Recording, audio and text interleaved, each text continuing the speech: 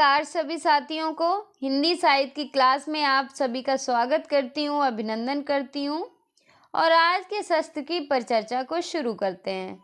आज के शस्त्र में हम लोग कर रहे थे राम काव्य के कुछ महत्वपूर्ण क्वेश्चन, उसी की परिचर्चा को आगे शुरू करते हैं। आज का दूसरा पार्ट है और इसका पहला क्वेश्चन है कि भक्तमाल नाभादास की रचना के टीकाकार हैं। कौन है? प्रियादास, विठलनाथ, अग्रदास, कीला। तो हमारे क्वेश्चन का सही आंसर जो है वो क्या हो जाएगा कि भक्तमाल के टीकाकार कौन है? तो इस क्वेश्चन का सही आंसर हो जाएगा प्रियादास। कौन है? प्रियादास। भक्तमाल की टीका इन्होंने किस नाम से की है? भक्ति रस बोधनी से की है। किस नाम से? भक्ति रस बोधनी के नाम से की है। अगले क्वेश्चन पे चलते हैं। क्या है अगला क्वेश्चन? अगला क्वेश्चन है कि मूल गोसाई रचित के रचनाकार कौन है? मूल गोसाई चरित के रचनाकार कौन है? नाभादास, प्रियादास, बेनी माधवदास, नरहरिदास। तो इस क्वेश्चन का सही आंसर जो है वो क्या हो जाएगा? मूल गोसाई चरित के रचनाकार जो हैं वो हैं बेनी माधव दास।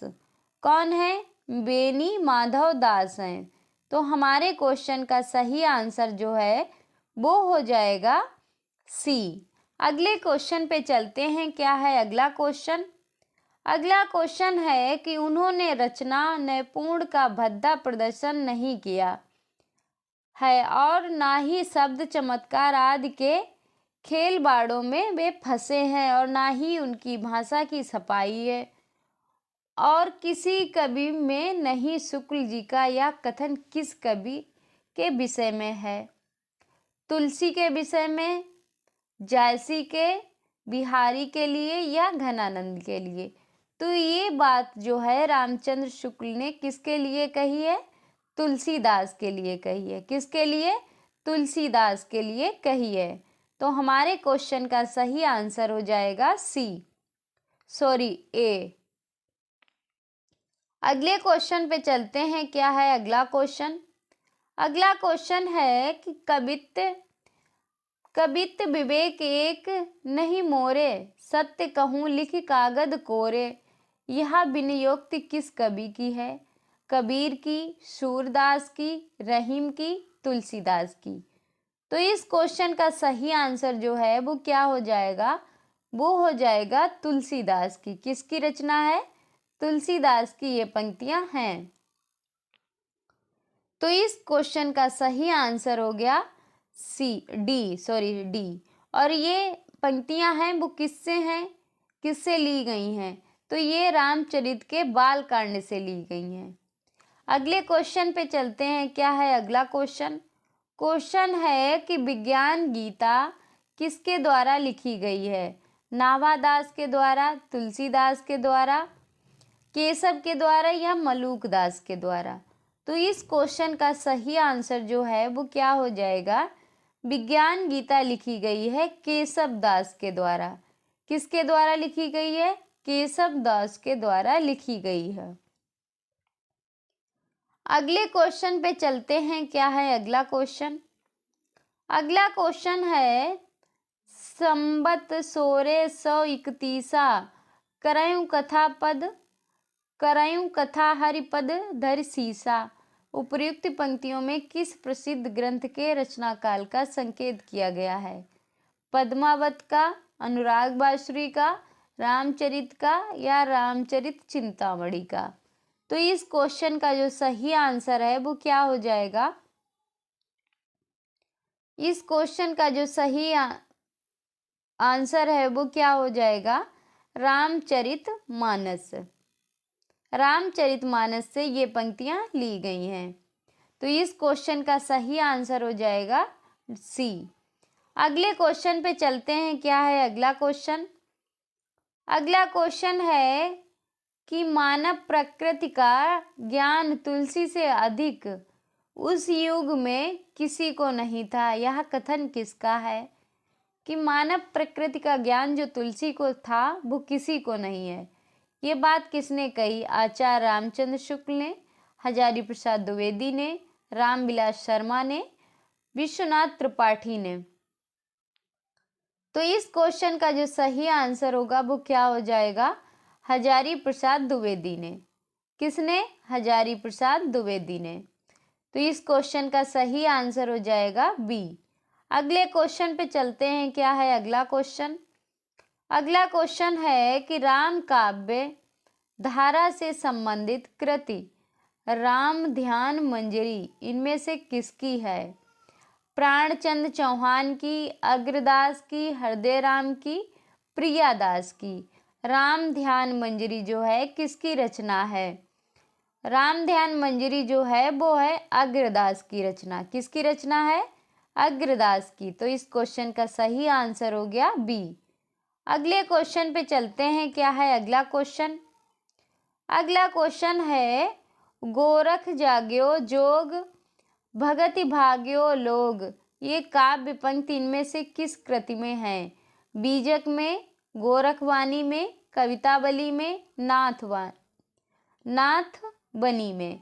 तो इस क्वेश्चन का सही आंसर जो है वो क्या हो जाएगा? वो हो जाएगा कवितावली में। किस में है? कवितावली में ये पंक्तियां रचित हैं। कवितावली के रचनाकार कौन है? तुलसीदास। अगले क्वेश्चन पे चलते हैं। क्या है अगला क्वेश्चन? क्वेश्चन है कि तुलसीदास ने कौन सी रचना अपनी शारीरिक पीड़ा के निवारणार्थ की थी? विनय पत्रिका, हनुमान बाहुक, रामचरितमानस, जानकी मंगल। तो इस क्वेश्चन का जो सही आंसर होता है वो क्या हो जाएगा? रामचरितमानस तुलसीदास ने शारीरिक पीड़ा के लिए कौन सी अपनी रचना निवार्थ की थी? वो की थी हनुमान बाहुक। कौन सी रचना? हनुमान बाहुक। तो हमारे क्वेश्चन का सही आंसर हो जाएगा बी। अगले क्वेश्चन पे चलते हैं। क्या है अगला क्वेश्चन? क्वेश्चन है साखी सवैदी दोहरा कही किहनी उपखान भगत निरूपाही भगत कली निंदा निवेद पुराण। उपर्युक्त पंक्तियों के रचनाकार हैं कौन है? तुलसीदास हैं, कबीर हैं, मलिक मोहम्मद जायसी हैं या कुतुबन हैं। तो इस क्वेश्चन का जो सही आंसर है वो क्या हो जाएगा? तुलसीदास। क्या हो जाएगा? तुलसीदास। इस क्वेश्चन का सही आंसर। अगले क्वेश्चन पे चलते हैं। क्या है अगला क्वेश्चन? अगला क्वेश्चन है ईश्वर अंश जीव अविनाशी चेतन अमल सहज सुख राशि। इन पंक्तियों में कौन सा दर्शन है? अद्वैतवाद, वेदा भेदवाद, द्वैताद्वैतवाद, विशिष्टा विशिष्ट द्वैतवाद। तो इस क्वेश्चन का सही आंसर क्या हो जाएगा? इस क्वेश्चन का जो सही आंसर होगा वो हो जाएगा विशिष्टा द्वैतवाद। तो इस क्वेश्चन का सही आंसर हो जाएगा डी।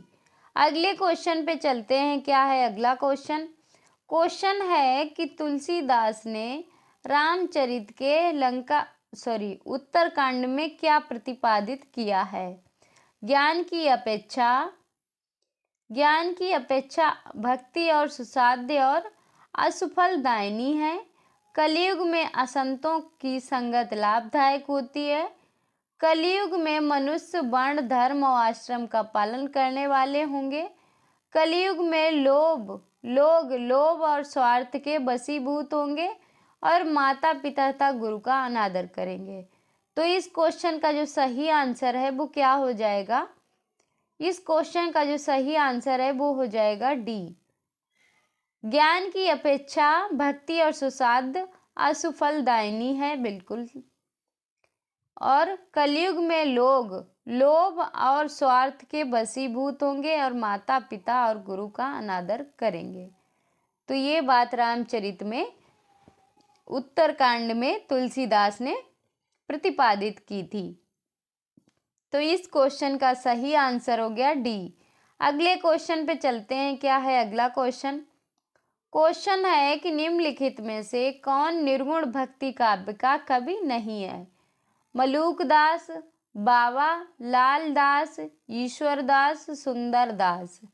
तो इस क्वेश्चन का सही आंसर है वो क्या हो जाएगा कि निर्गुण भक्ति काव्य का कवि नहीं है, वो कौन है? ईश्वर दास। तो इस क्वेश्चन का सही आंसर हो गया सी।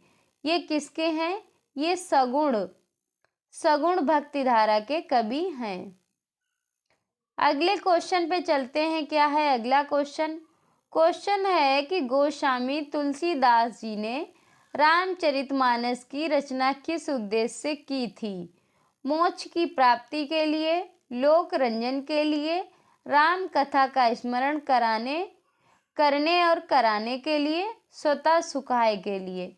तो इस क्वेश्चन का जो सही आंसर होगा वो क्या हो जाएगा कि गोस्वामी तुलसीदास ने रामचरित की रचना किस उद्देश्य से की थी? तो इन्होंने की थी स्वतः सुखाए से। किससे की थी? स्वतः सुखाए से। तो इस क्वेश्चन का सही आंसर हो जाएगा डी।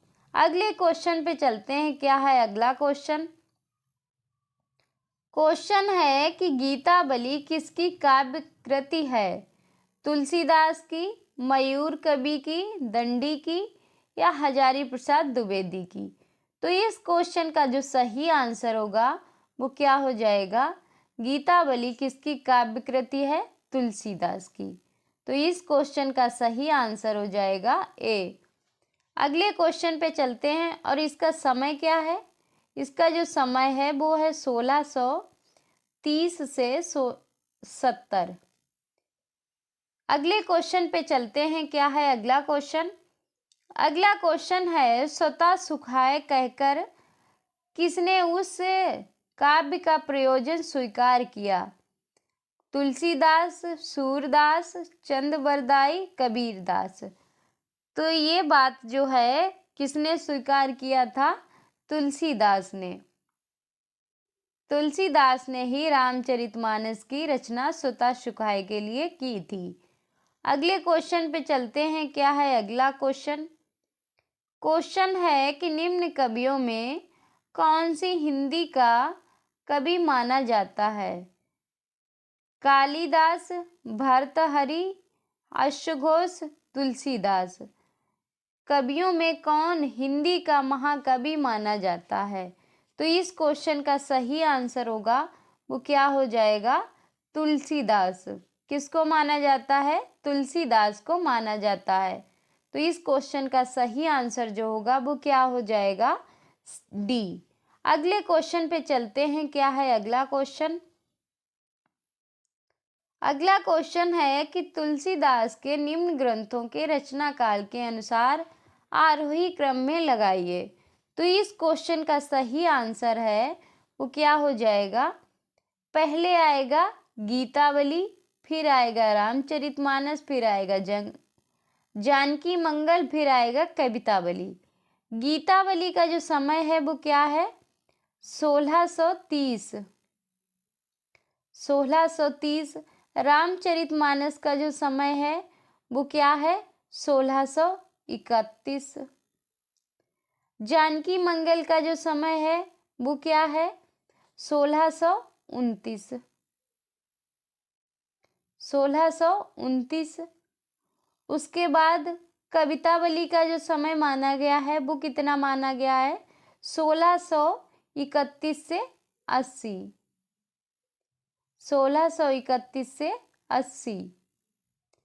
तो इस क्वेश्चन का सही आंसर हो गया सी। अगले क्वेश्चन पे चलते हैं। क्या है अगला क्वेश्चन? अगला क्वेश्चन है कि रामायण में किस भाषा का प्रयोग किया गया है? उर्दू का, अपभ्रंश का, संस्कृत का, पाली का? तो इस क्वेश्चन का जो सही आंसर है वो क्या हो जाएगा? रामायण में किस भाषा का प्रयोग किया गया है? इसमें जो प्रयोग हुआ है वो संस्कृत भाषा का प्रयोग हुआ है।